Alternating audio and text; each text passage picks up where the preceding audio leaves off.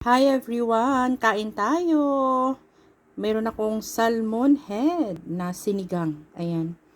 So, this will be my lunch today. And, of course, no, may mga gulay-gulay yan. Tapos, syempre mag-rice ako, pero sinukat ang rice. Sukati na talaga siya. Tapos, I have this sili calamansi. And, yung suka na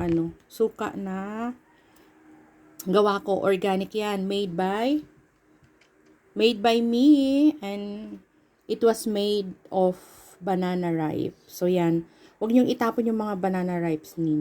Kasi, nagagamit natin, ginagawa natin mga suka, and we can use that sa mga niluluto natin. At the same time, gamitin natin mga sausawan, tapos, mag-water tayo.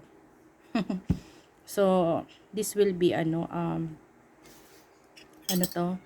my lunch. Wala tayong ngayon. Wala akong mga gulay na madami, kaya ito yung ating food ngayon. So, kain na po tayo. Stay healthy pa rin. No? Lahat tayo, supposedly, maging healthy. Yun ang ating goal every day. So, God bless everyone.